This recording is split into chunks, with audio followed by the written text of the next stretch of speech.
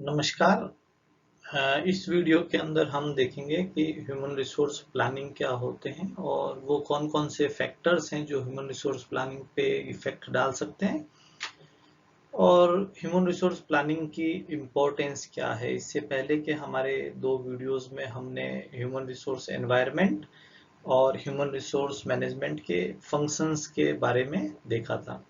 आइए देखते हैं कि ह्यूमन रिसोर्स प्लानिंग क्या होती है।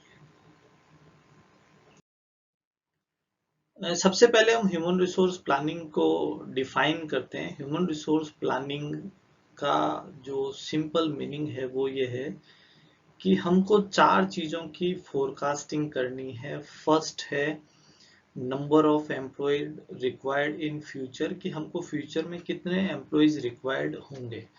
यहाँ मैं आपको ये बता दूं कि नंबर ऑफ एम्प्लॉयज रिक्वायर्ड जो हैं वो करंट सिचुएशन से कम भी हो सकते हैं और ज़्यादा भी हो सकते हैं। वो डिपेंड करता है कि हम किस तरह की स्ट्रेटेजी को फॉलो करने वाले हैं ऑर्गेनाइजेशन के अंदर।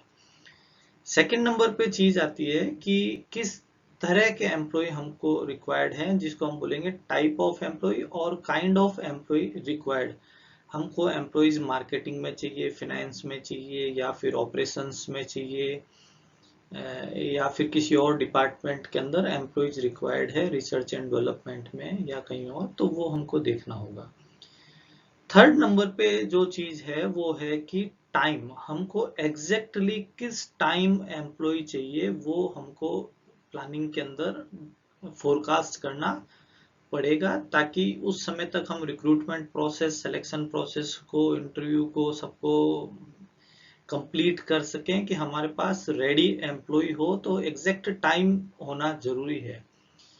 फिर एक फैक्टर आता है दैट इज लोकेशन, के हमको एम्प्लॉयज किस लोकेशन पे रिक्वायर्ड है, कि वो हमें किस स्टेट में, किस कंट्री के अंदर कहाँ पे एम्प्लॉय रिक्वायर्ड है। तो ये 4 चीजें बेसिकली हमको फोरकास्ट करनी होती है ह्यूमन रिसोर्स प्लानिंग के अंदर। आइए अब हम देखते हैं कि ह्यूमन रिसोर्स प्लानिंग की इम्पोर्टेंस क्या है। तो सबसे पहले जो इम्पोर्टेंस है वो यही है कि हमको जो है वो फ्यूचर में जो नंबर ऑफ एम्प्लॉयज रिक्वायर्ड होंगे उनके बारे में फोरकास्टिंग करनी है। और उसके ऊपर डिपेंड करेगा कि अगर फ्यूचर के अंदर हम लोगों को अगर कम एम्प्लॉयज की रिक्वायरमेंट है तो हम कुछ वॉलेंट्री रिटायरमेंट स्कीम लेके आ सकते हैं और अपने रिक्रूटमेंट प्रोसेस को फ्रीज कर सकते हैं। और अगर हमको ऐसा लगता है कि फ्यूचर के अंदर हमको ज़्यादा एम्प्लॉयज रिक्वायर्ड होंगे तो हम उसके लिए जो है नए रिक्रूटमेंट्स और उनको हम प्लान कर सकते हैं। तो जो सबसे मेन फैक्टर है वो ये है कि हमको फ्यूचर नंबर ऑफ एम्प्लॉयज जो हैं वो डिसाइड करने होते हैं। एक इम्पॉर्टेंट चीज है कि एचआर प्लानिंग जो है, हमने एचआर के इंट्रोडक्शन में बात की थी कि आज के टाइम में जो है वो एसएचआरएम बेसिकली चलता है, जिसको हम बोलते हैं स्ट्रेटेजिक ह्यूमन रिसोर्स मैनेजमेंट, जिसके अंदर हम अलाइनमेंट करते हैं अपनी कंपनी की ओवरऑल स्ट्रेटेजी का और एचआर डिपार्टमेंट का, ताकि जिस तरह डायरेक्शन में हमारी कंपनी जा रही है, चाहे वो ग्रोथ हो या रिट्रेचमेंट हो, तो उसके अकॉर्डिंग जो है एचआर डिपार्टमेंट अपनी प्लानिंग कर सके।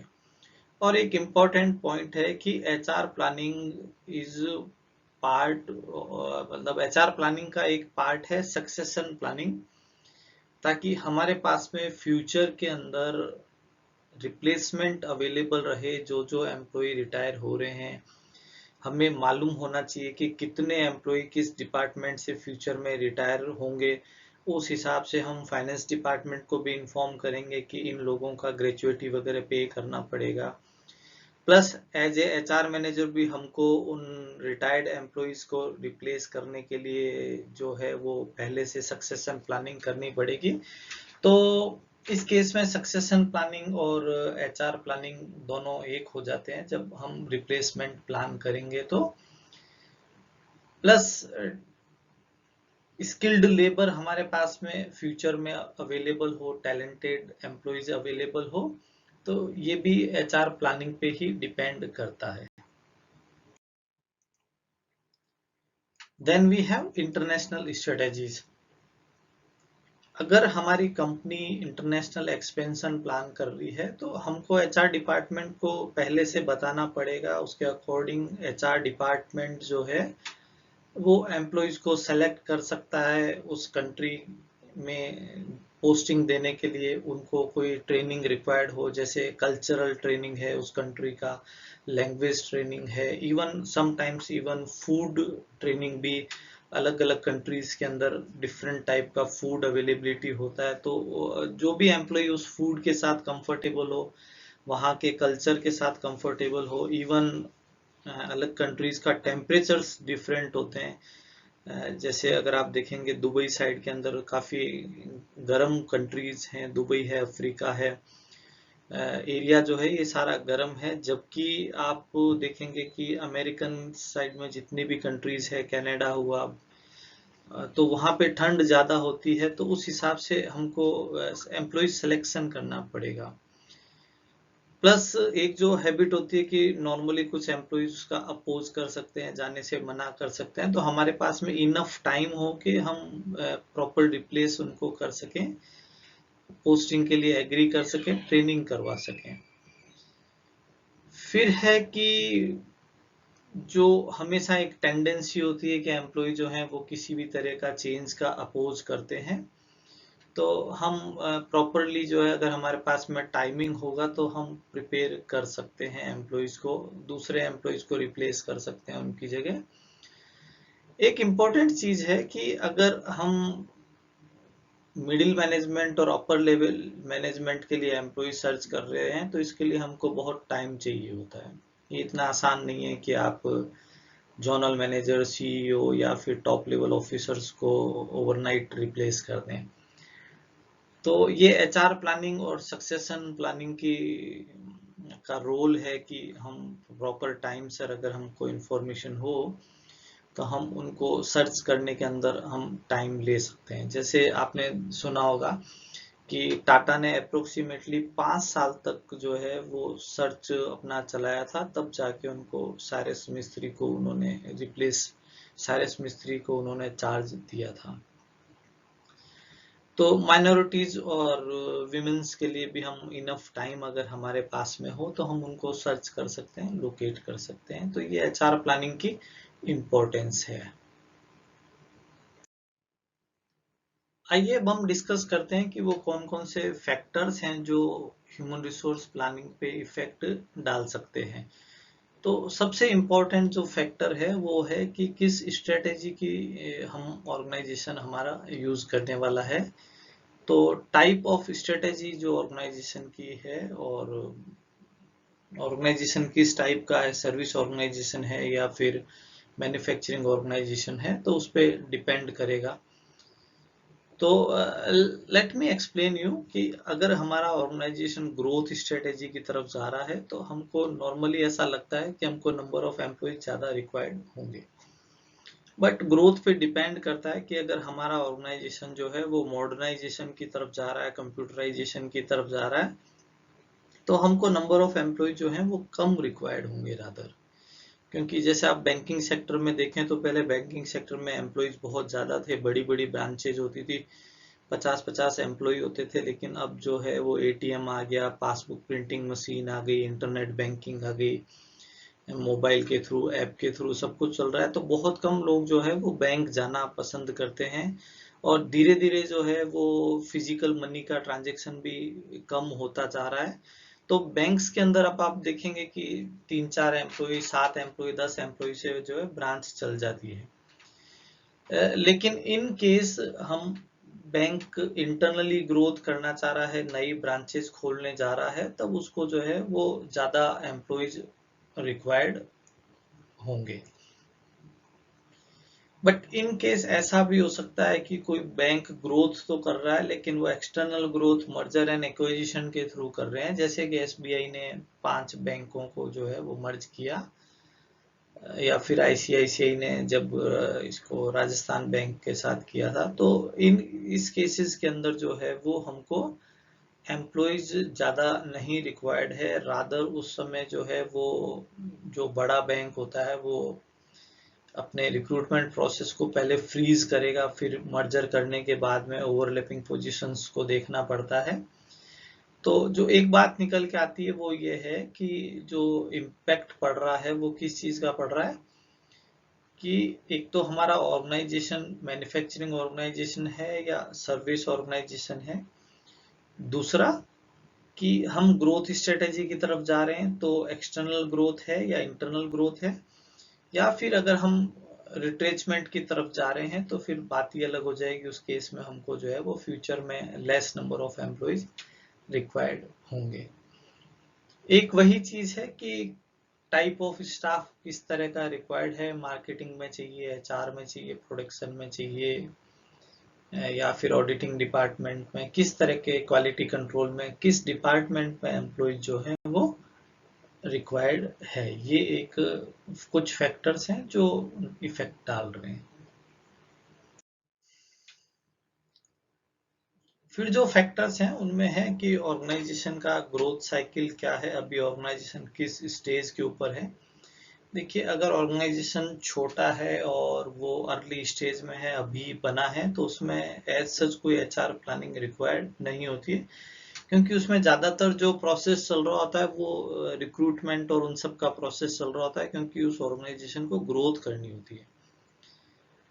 लेकिन ऑर्गेनाइजेशन थोड़ा बड़ा हो गया है और वो ग्रोथ स्टेज पे आ गया है, तो उस केस के अंदर जो है वो इम्पोर्टेंस हो जाती है एचआर प्लानिंग की, कि हम किस डायरेक्शन में जा रहे हैं और वहां पे हमको कितने एम्प्लॉइज रिक्वायर्ड होंगे। और अगर मैच्योर ऑर्गेनाइजेशन है, पुराने ऑर्गेनाइजेशन है, तो उनमें एचआर प्लानिंग का फोकस एक अलग जगह होता है। वो है कि फ्यूचर में कौन कौन से एम्प्लॉइज रिटायर हो रहे हैं, क्या हमने सक्सेशन प्लानिंग कर ली है कि उनको रिप्लेस कौन करेगा, प्लस अगर ऑर्गेनाइजेशन ज्यादा बड़ा हो गया है, ओवर स्टाफिंग है, तो उसका प्लान करना पड़ता है हमको कि कितने एम्प्लॉय रिटायर करने हैं या वीआरएस ऑफर करना है। तो उनका फोकस जो है वो कम्प्लीटली अलग डायरेक्शन के अंदर होता है मैच्योर ऑर्गेनाइजेशन का। फिर है एनवायरमेंट अनसर्टेनिटी, जो हमने एचआर एनवायरमेंट में भी पढ़ा कि पॉलिटिकल, इकोनॉमिकल, सोशियोलॉजिकल और टेक्नोलॉजिकल एनवायरमेंट का इफेक्ट एचआर के ऊपर आएगा ही आएगा। फिर आता है कि एग्जैक्टली हमको एम्प्लॉइज कब रिक्वायर्ड है। अगर उस इंडस्ट्री के अंदर जो है वो सर्टेन एनवायरमेंट है, स्टेबल इंडस्ट्री है, तो हम लॉन्ग टर्म प्लानिंग कर सकते हैं, 5 ईयर प्लानिंग, 10 ईयर प्लानिंग कर सकते हैं। लेकिन इंडस्ट्री अनसर्टेन है, इंडस्ट्री का फ्यूचर अगर क्लियर नहीं है, तो उस केस के अंदर जो है हम शॉर्ट टर्म प्लानिंग कर सकते हैं। नेक्स्ट पॉइंट जो है, जो फैक्टर्स अफेक्टिंग एचआरपी है, उसके अंदर है type and quality of information. तो बेसिकली ऑर्गेनाइजेशन के जो भी और डिपार्टमेंट है, उनको एचआर डिपार्टमेंट को इन्फॉर्म करना पड़ेगा एग्जैक्टली कि किस तरह का कस्टमर बेस हमारा है, हमारी प्रोडक्ट रेंज क्या क्या है। आपने देखा होगा इंडस्ट्रियल प्रोडक्ट अलग होते हैं और जो नॉर्मल कस्टमर्स के लिए प्रोडक्ट होते हैं वो अलग होते हैं। जियोग्राफिकल लिमिट्स, कहाँ कहाँ तक हमारी कंपनी स्प्रेड आउट है और हमको किस एरिया के लिए एम्प्लॉइज इस समय रिक्वायर्ड हैं। ऑर्गेनाइजेशन स्ट्रक्चर क्या है, कौन कौन सी पोजीशंस हैं, कहाँ किस तरह का स्ट्रक्चर ऑर्गेनाइजेशन में है। कंप्लीट जॉब्स की डिटेल, उनकी ड्यूटीज, रेस्पॉन्सिबिलिटी, वो सारा जो है इंफॉर्मेशन डिपेंड करती है कि कितना हम एचआरपी पे इफेक्ट डाल पाएगी। फिर है कि किस तरह की जॉब हमको फुलफिल करनी है। जैसा मैंने अभी डिस्कस किया कि टॉप लेवल पोजीशंस या मिडिल लेवल पोजीशंस जो होती है उनको रातों रात फिल नहीं किया जा सकता है। इवन 10-15 दिन, महीने भर के अंदर भी top level positions, middle level positions fill करना मुश्किल है टैलेंटेड एम्प्लॉइज से।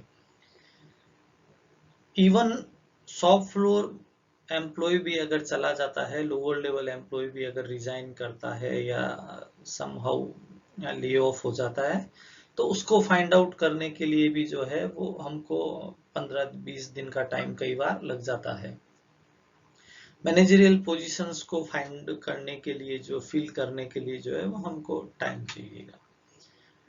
एक एचआर प्लानिंग बहुत कुछ डिपेंड करता है। आजकल आउटसोर्सिंग का टाइम है। बहुत सारे ऑर्गेनाइजेशंस जो हैं वो अपने सर्विस डिपार्टमेंट को आउटसोर्स कर देते हैं। एचआर डिपार्टमेंट को भी इवन कुछ लोग जो हैं वो आउटसोर्स कर देते हैं। तो हम कितना काम ऑर्गेनाइजेशन खुद कर रहा है और कितना काम जो है वो आउटसोर्स कर रहा है किसी दूसरे ऑर्गेनाइजेशन को, या फिर हम एंसिलरीज का कितना हेल्प ले रहे हैं जो फीडर इंडस्ट्रीज होती हैं। तो ये कुछ फैक्टर्स हैं जो एचआर प्लानिंग के ऊपर इफेक्ट डालेंगे कि हमको नंबर ऑफ एम्प्लॉय कितने चाहिए, टाइप ऑफ एम्प्लॉय क्या रहेगा, उनकी लोकेशन क्या होगी, किस पोजीशन पे ऊपर एम्प्लॉय चाहिए और किस टाइम चाहिए, ये बेसिकली फोरकास्ट करना है। Thank you. इस वीडियो में इतना ही। अब हम एक एचआर प्लानिंग पे एक और वीडियो देखेंगे जिसके अंदर हम प्लानिंग प्रोसेस और डिफरेंट फोरकास्टिंग टेक्निक्स डिस्कस करेंगे। Thank you.